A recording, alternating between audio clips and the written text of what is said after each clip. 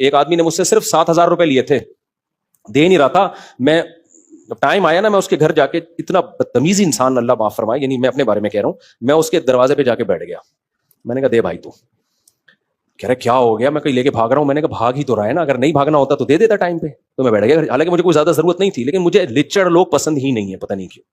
لچڑ آدمی کے پاس میرا دل نہیں چاہتا کہ 1 روپیہ بھی چھوڑو. جو لالچ کر کے پیسے لے رہا ہے نا, گھما پھرا رہا ہے, اس کو دو ہی نہیں, اس سے نکلواؤ. اور فقہ نے بیان کیا کہ اگر کوئی تمیز سے پیسے نہیں دے رہا نا, ٹیڑھی انگلی سے بھی گھی نکال سکتے, اس کی کوئی چیز رکھ لو, بیچ کے اپنا پیسہ پورا کر لو. میرے پاس لوگ آتے ہیں الحمدللہ, بہت الٹے مشورہ بھی دیتا ہوں میں, اللہ کا بڑا فضل ہے. لوگ آتے ہیں کہ میرے 6 مہینے سے پیسے کھا کے بیٹھا ہوا ہے, تو اس کی بائک میرے پاس آئی ہے, کیا کروں؟ میں نے کہا پی جا.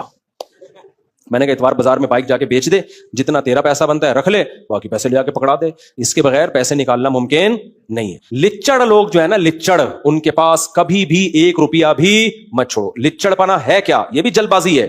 یہ سارے بیان میرا جلد بازی کے خلاف ہی ہو رہا ہے. میں اس کی ایک مثال دیتا ہوں.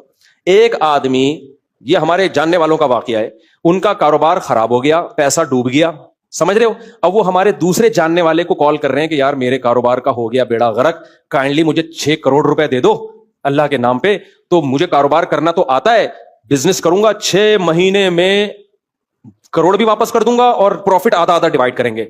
ان کی قسمت اچھی تھی, انہوں نے مجھے فون کر لیا کہ مفتی صاحب یہ بڑا نیک آدمی ہے, 6 کروڑ روپے مانگ رہا ہے, اور کروڑوں کا اس نے بزنس کیا بھی ہے.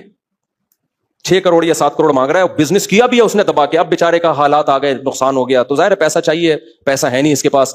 میں نے اس سے کہا, میں نے کہا اس سے پوچھو یہ رہتا کرائے کے گھر پہ ہے یا اپنے گھر پہ رہتا ہے؟ انہوں نے کہا پوچھا تو کہا تھی اپنا ذاتی گھر ہے. میں نے کہا اس سے پوچھو یہ گھر کی قیمت کتنی ہے؟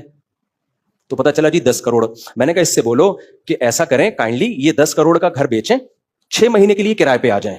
اگر کرائے پہ کوئی گھر نہیں دیتا تو مفتی طارق مسعود صاحب آپ کو گھر دلوا دیں گے کرائے پر. نہیں تو میں نے کہا آپ بولو کہ ہمارے گھر ہی رہ لینا تھوڑے دن, دوست ہے نا, تو 6 مہینے کی رکھ لو اس کو, یا 6 مہینے کی کرائے پہ رہ لیں آپ, اور 10 کروڑ کا جب گھر بکے گا اس میں 6 کروڑ لگائیں بزنس پہ. وہ 6 کروڑ ہو جائیں گے بقول ان کے 12 کروڑ 6 مہینے میں. تو جب 12 کروڑ ہو جائیں گے تو 6 کروڑ کا گھر دوبارہ خرید لینا, اور وہ 6 کروڑ جو پروفٹ ہوگا اس میں جو انہوں نے 3 کروڑ آپ کو دینا تھا وہ بھی کہنا آپ ہی رکھیں. مزہ آ گیا کہ نہیں آ گیا؟ کتنا بہترین پیکج. وہ 3 کروڑ مجھے دینے کی ضرورت بولو نا نہیں ہے.